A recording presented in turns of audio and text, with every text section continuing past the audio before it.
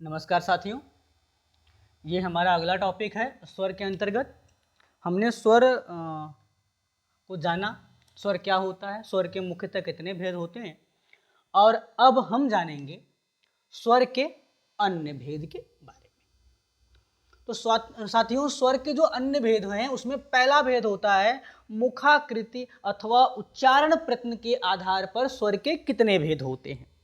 तो साथियों, जैसा कि आपको दिख रहा होगा, मुखाकृति उच्चारण प्रयत्न के आधार पर, जिह्वा स्थान के आधार पर, और एक तीसरा होता है ओष्ठाकृति के आधार पर स्वर के जो भेद होते हैं। मुखाकृति या उच्चारण प्रयत्न के आधार पर स्वर के चार भेद होते हैं: विवृत स्वर, अर्धविवृत स्वर, समृत स्वर और अर्ध समृत स्वर।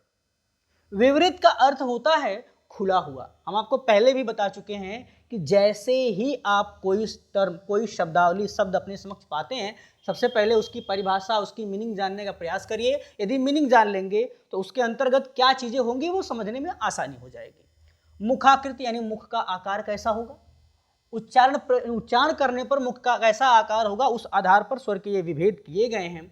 तो साथियों, पहला है विवृत। विवृत का अर्थ होता है खुला हुआ, यानी ऐसे स्वर जिसके उच्चारण में मुख पूरा खुल जाए उसे हम कहते हैं विवृत स्वर। आ को बोलने में मुख पूरा खुल जाता है, तो इसमें आ को रखा गया है। अर्ध विवृत, अर्ध मतलब आधा, विवृत मतलब खुला हुआ, यानी ऐसे स्वर जिनको उच्चारित करने में मुख आधा ही खुले उन्हें हम कहते हैं अर्ध विवृत स्वर। ओ, ऐ, औ, आ, ये आगत स्वर है साथियों। आ ये आगत स्वर है। जैसे आप कभी कभी लिखते होंगे, देखे होंगे, जब लिखा जाता है कॉफी, कॉफी शब्द लिखता हुआ कभी लिखा हुआ देखा होगा आपने, उसमें ये लगा होता है कॉफी। ये तो इस पे जो क पे जो मात्रा लगी हुई है इसे हम आगत स्वर कहते हैं। ठीक है, ये हिंदी भाषा का नहीं बल्कि विदेशी भाषा का है, स्वर जो आया हुआ है। इसके बारे में भी हम चर्चा कर लेंगे, बात कर लेंगे साथियों। तीसरा साथियों है समृत स्वर। समृत का अर्थ होता है बंद। ऐसे स्वर जिनको उच्चारित करने में लगभग मुख बंद हो जाता है उसे हम कहते हैं समृत। ई, देखिए दांत, मुख होठ से भी बंद होता है, हमारे ओष्ठ से भी बंद होता है और दांत से भी बंद होता है। हम जब ई बोलते हैं तो लगभग हमारे दांतों के द्वारा ई उच्चारित करने में मुख बंद हो जाता है। ई, ई, ई, उ, लगभग हमारे ओष्ठ से ऊ दोनों ही ऊ का उच्चारण करने में मुख बंद हो जाता है। तो इसमें भी चार ध्वनियां रखी गई हैं साथियों। अब नंबर 4 पर है अर्ध समृत स्वर। ऐसी ध्वनियां जिनको बोलने में मुख आधा ही बंद होता है। देखिए साथियों, ध्यान रखिएगा, एक है आधा खुला और एक है आधा बंद। कोई चीज आधी खुली कब है और आधी बंद कब है? कोई चीज आधी तब खुलेगी जब पहले से पूरी बंद हो, तो हम उसे आधा खोल पाएंगे। ये नहीं कि पहले से खुली हो तो उसे आधा खोलेंगे, नहीं, ये संभव नहीं है, ये सही भी नहीं है। जो बंद होगी उसे हम आधा खोलेंगे। अब हम खोल रहे हैं और आधे पे लाके रोक दें तो उसे हम कहेंगे आधा खुला हुआ, उसे हम नहीं कहेंगे आधा बंद है, नहीं। और अर्ध समृत यानी आधा बंद कब होगी? जब पूरी खुली हो और हम उसे बंद करने जाएं और ला करके आधे पे रोक दें तो उसे हम कहते हैं, जैसे मान लीजिए छोटा सा उदाहरण है दरवाजा। दरवाजा जब बंद हो हम उसे आधा खोल दें तो उसे कहेंगे अर्ध विवृत, यानी आधा खुला हुआ। दरवाजा पहले से पूरा खुला हुआ है और जब उसे हम बंद करें और आधे पे रोक दें तो उसे कहेंगे अर्ध समृत। तो देख लीजिए, अर्ध समृत में कौन कौन सी ध्वनियां हैं? ए और ओ, दो ध्वनियां हैं। इनमें री को स्थान नहीं दिया गया है। दूसरा हमारा जो है वो है जिह्वा स्थान के आधार पर स्वर के भेद जो होते हैं वो 3 प्रकार के होते हैं। एक होता है अग्र स्वर, एक होता है मध्य स्वर और एक होता है साथियों पश्च स्वर। तो पश्च स्वर क्या होता है साथियों, मध्य क्या होता है, अग्र क्या होता है, हम इनके बारे में बात करते हैं। जिन ध्वनियों के उच्चारण में जिह्वा का अगला भाग सक्रिय होता है उन्हें हम कहते हैं अग्र स्वर। इसमें कौन कौन से आएंगे?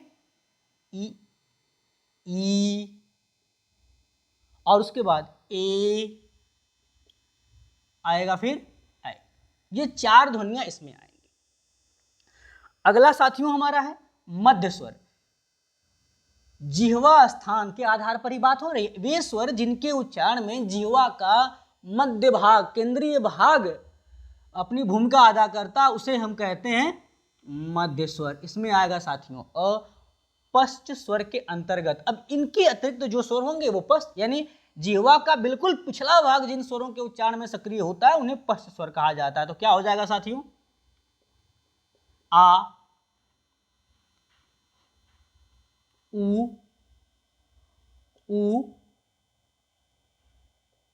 ओ, औ। तो ध्यान दीजिएगा। और आगत स्वर भी जो होता है वो यही स्थान पाया हुआ है। री को यहां भी स्थान नहीं दिया गया है। अब एक बात विशेष तरह से ध्यान रखिएगा, प्रश्न एक पूछता है निम्न में से कौन सा स्वर केंद्रीय स्वर है? कौन सा स्वर केंद्रीय स्वर है? तो साथियों अ जो होता है वो केंद्रीय स्वर होता है। अ जो होता है वो केंद्रीय स्वर होता है। तो हम इसके विषय में बात कर लेंगे कि जो अ है वो क्या है। सॉरी, इसके विषय में आप हमेशा ध्यान रखिएगा, अ को ही केंद्रीय स्वर कहा जाता है। अब अगला है ओष्ठाकृति के आधार पर स्वर के भेद। यहाँ 2 भेद होते हैं। जीवास्थान के आधार पर 3 भेद थे, मुखाकृति के आधार पर 4 भेद थे, जीवास्थान के आधार पर 3 भेद थे और ओष्ठाकृति के आधार पर 2 भेद हैं। वृत्ताकार, अवृत्ताकार। वृत्ताकार मतलब गोल, गोलाकार जो हो जाए। ऐसे स्वर जिनके उच्चारण में ओष्ठ की बात कर रहा, मुख की बात नहीं किया, जिन स्वरों को बोलने में ओष्ठ जो हमारे होते हैं वो क्या हो जाएं? बिल्कुल गोल हो जाएं, उन्हें क्या कहते हैं? वृत्ताकार स्वर कहते हैं। और जिन स्वरों के उच्चारण में मुख और ओष्ठ जो हमारे हैं वो गोल नहीं होते हैं उन्हें क्या कहते हैं? अवृत्ताकार स्वर कहते हैं। साथियों इसमें आपका आएगा ऊ,